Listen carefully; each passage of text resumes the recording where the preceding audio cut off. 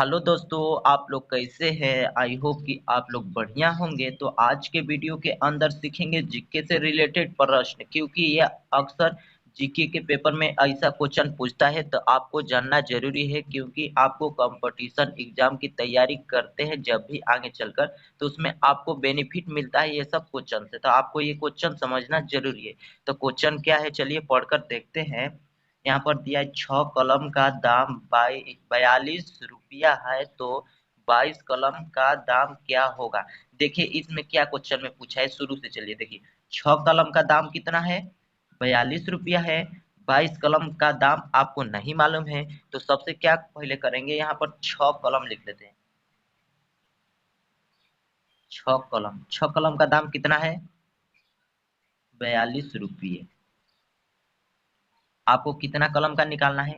22 कलम का निकालना है। तो आपको तो इसमें ये नहीं मालूम है कि एक कलम का कितना दाम है। अगर इसमें कोई पूछ दे कि एक कलम का दाम कितना होगा, तो आप कंफ्यूज हो जाएंगे। तो पहले क्या करते हैं, एक कलम का दाम निकाल लेते हैं, उसके बाद आराम से 22 कलम का दाम निकाल लेंगे। तो क्या करेंगे यहाँ पर, जैसे आपको एक कलम का दाम निकालना होगा पहले, ठीक। तो एक कलम का कैसे निकालेंगे, जो देखिए यहाँ पर 42 है, ठीक ना। 42 है तो 42 का क्या करेंगे, 42 में क्या करेंगे, 6 से भाग दे देंगे। तो यहाँ पर 42 अंदर लिख लेंगे, और यहाँ पर 6 से क्या कर देंगे, भाग दे देंगे। तो ये एक और बार में जाएगा, 6 7 42, ये 7 बार में पूरा पूरा चल जाएगा। यहाँ पर 42 लिख कर यहाँ पर कट कर देंगे, ठीक। तो आपका देखिए एक कलम का दाम कितना हो गया, एक कलम का आपका दाम कितना हो गया, आराम से आपका 7 रुपया हो गया, ठीक।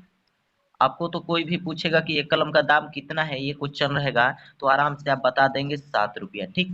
अब आपको इसमें क्या करना है, आपको 22 कलम का निकालना है दाम। तो यहाँ पर 22 कलम, ठीक ना। तो यहाँ पर 22, मान लीजिए 22 कलम हो गया। तो आपको इसमें क्या लौक रहा है, यहाँ पर जैसे गौर से देखिए, जैसे एक कलम का दाम कितना है, 7 रुपया है। तो यहाँ पर क्या करेंगे, 22 में 7 से गुणा कर देंगे। क्या करेंगे, 22 में 7 से गुणा कर देंगे। तो यहाँ पर 7 का 7, 7 दूना के 14 को 4 हो जाएगा, हासिल 1 हो गया। 7 दूना के 14, 1 हासिल 15। तो यहाँ पर आराम से आपका अतः कहने का मतलब है 22 कलम का दाम, 22 कलम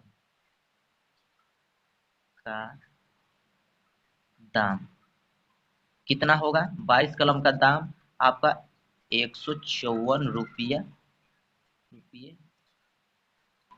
होगा। चलिए और एक क्वेश्चन और लेकर समझ लेते हैं, उसमें आपको अच्छे से समझ में आ जाएगा। तो चलिए एक और क्वेश्चन ले लेते हैं यहाँ पर। तो दूसरा आपका क्वेश्चन है, देखिए यहाँ पर क्या है, आपको क्या समझना जरूरी है।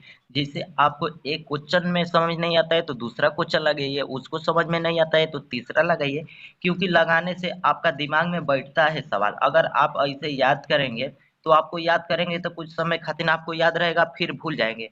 अगर आप लिख लिख कर लगाते हैं सवाल, तो आपके लिए दिमाग में बैठ जाता है, ठीक ना। तो आप अक्सर लिख ही कर सवाल लगाइए, क्योंकि आपके दिमाग में बैठा रहेगा, ठीक।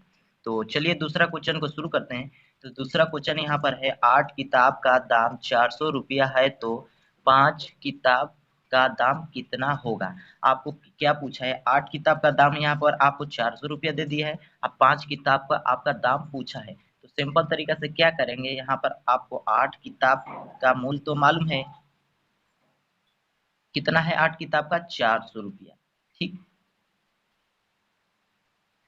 400 रुपया है, ठीक। आपको कितना किताब का निकालना है, 5 किताब का।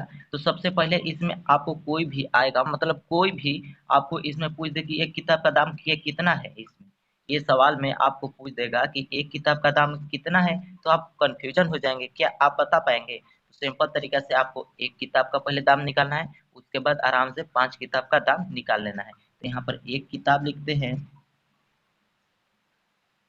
ठीक। तो एक किताब का निकालना है तो क्या करना है, 400 में 8 से भाग दे देना है। तो यहाँ पर 400 में 8 से भाग देंगे तो कबर में जाएगा, 8 5 40 हो जाएगा, कट गया, ऊपर से जीरो उतर जाएगा। तो जीरो, एक जीरो यहाँ बढ़ जाएगा, ये जीरो आपका कट जाएगा। तो यहाँ पर एक किताब का आपका दाम कितना निकल गया, 50 रुपया, ठीक। एक किताब का दाम आपका 50 रुपया निकल गया है, तो 50 से क्या करेंगे, 5 में गुणा कर देंगे, ठीक। तो यहाँ जीरो हो जाएगा, 50 25 हो जाएगा। तो यहाँ पर कहने का मतलब है, यहाँ पर 5 किताब 5 किताब का दाम 5 किताब का दाम 250 रुपया, 250 आपका रुपये होगा।